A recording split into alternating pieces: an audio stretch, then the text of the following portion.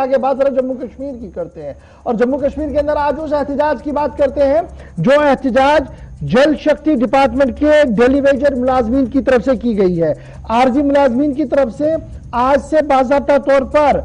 एहतजाज का ऐलान किया गया था और आज सुबह से ही जम्मू के कई इलाकों के अंदर जल शक्ति महकमे के मुलाजमीन जमा हुए और एहतजाजी रैलियां निकालना शुरू की, जिसके बाद पुलिस और मुजाहिरीन के बीच कई मकामात पर झड़पें भी हुई हैं, जिनमें कई मुलाजमीन के जख्मी होने की भी इतलात आ रही है। ताहम मुलाजमीन ने साफ कर दिया है कि जब तक उनके बुनियादी मामलात और मसाइल को हल नहीं किया जाएगा तब तक अब वो आंदोलन यानी एहतजाज को जारी रखेंगे और ये एहतजाज बराबर उसी तर्ज का होगा जिस तरीके से दिल्ली के अंदर किसानों ने एहतजाजी मुजाहिरा किया था। यही वजह है कि पुलिस के साथ भिड़ने के बाद बाज़ाब्ता तौर पर सिविल सेक्रेटरीट रोड को अपनी तहवील में ले लिया इन मुजाहिरीन ने और तपती धूप के बीच लगातार एहतजाज करते रहे। आप ये तस्वीरें देख सकते हैं कि बैरिकेडिंग पुलिस ने की थी, मुजाहिरीन एहतजाज कर रहे थे पहले चीफ इंजीनियर ऑफिस के पास, उसके बाद उन्होंने बाहर का रास्ता इख्तियार किया, गवर्नर हाउस का घेराव करना चाहते थे।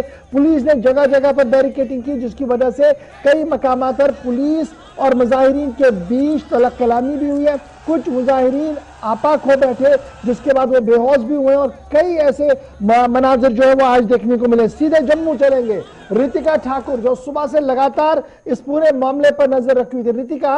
सुबह जब ये हंगामा शुरू हुआ तो चीफ इंजीनियर का दफ्तर था, फिर ये बाहर का मामला चला, कहा गया कि अब गवर्नर हाउस जाना है जी, पुलिस ने बैरिकेडिंग करते हुए रोक लिया। शाम होते हुए अब एहतजाज करने वाले ये डेलीवेजर जल शक्ति महकमे के कहां पर है और क्या कुछ प्लान है उनका? जी बिल्कुल, आपको बता देना चाहती हूँ कि आज से 8 दिन पहले ही डेलीवेजर से पहले ही प्रेस कॉन्फ्रेंस रख के ये बता दिया था कि 8 दिन के बाद अगर सरकार ने उनकी मांग नहीं पूरी की तो चल रही है और अपनी कही हुई बात के मुताबिक आज जम्मू संभाग के तमाम 10 डिस्ट्रिक्ट के डेलीवेजर जम्मू में इकट्ठा हुए हैं और आपको बता दें हजारों की तादाद है इन डेलीवेजर्स की और अपने प्रोटेस्ट को आगे लेके जाते हुए जैसे दिल्ली में किसान आंदोलन हुआ था उसी प्रकार से जम्मू में भी डेलीवेजर्स का आंदोलन जो है वो आज आगे बढ़ रहा है और उनका कहना है जब तक सरकार उनकी मांग पूरी नहीं कर देती, उनकी तमाम जो की जायज डिमांड है उनकी उन्हें पूरा नहीं कर देती, तब तक वो इस आंदोलन से हटने वाले नहीं है। जिस प्रकार किसान पूरा धरना प्रदर्शन करके सड़कों पे बैठे रहे थे उसी प्रकार 15 अगस्त तक जम्मू कश्मीर के डेलीवेजर्स जो है वो भी इसी प्रकार से सड़कों पे रहेंगे जब तक उनकी पूरी की पूरी डिमांड को मान लिया नहीं जाता। तो ये बताइएगा अब उनका प्लान क्या वहीं पर बैठने का और कहां पर बैठे हैं? चीफ इंजीनियर दफ्तर के बाहर बैठे हैं या जिस रास्ते को वो लेना चाहते थे सिविल सेक्रेटरीट के एक बड़े हिस्से के रास्ते पर वहां पर बैठे हैं? कहां पर अभी ये एहतजाजी बैठे हैं?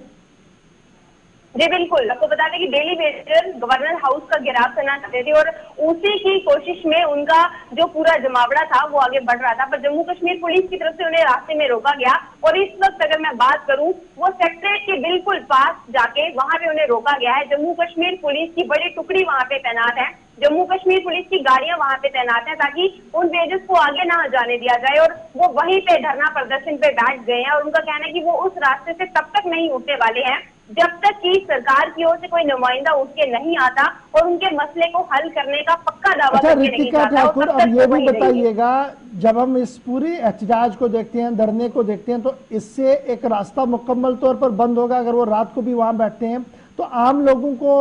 जिन्हें उस रास्ते से आना है कितनी मुश्किलें होंगी और ट्रैफिक डाइवर्शंस भी दे दी गई होंगी फिर ट्रैफिक डिपार्टमेंट की तरफ से?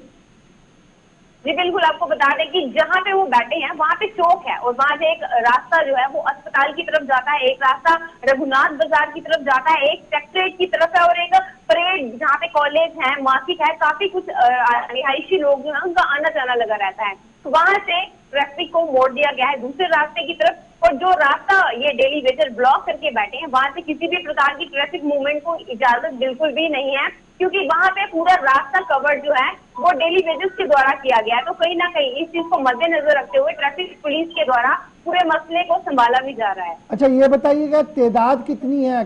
कितने नंबर में ये प्रोटेस्टर्स आज बाहर आए हैं और क्या वो बराबर वहीं पर बैठेंगे या कुछ बैठेंगे कुछ जाएंगे, इस तरीके का कोई चेन होगा उनका? जी नहीं, आपको बता दें कि डेली वेजर्स ने पहले ही कहा था कि ये जो आंदोलन शुरू होगा इसमें वो घर से अपने बैग पैक करके आए हैं, अपना खाना पीना सब साथ में लेके आए, रोड पे बैठ के ही उनका खाना जो था वो कड़कती धूप में हो रहा था, यानी कि उनका घर वापस जाने का इरादा बिल्कुल भी नहीं है। वो दिन रात इस आंदोलन में बैठने वाले हैं और ये आंदोलन लगातार चलने वाला है तब तक जब तक कि सरकार असल में जमीनी स्तर पे उनकी मांगों को मान ही लेती। चलिए जी, बहुत शुक्रिया रतिका ठाकुर हमारे साथ ज्वाइन करने के लिए। जम्मू में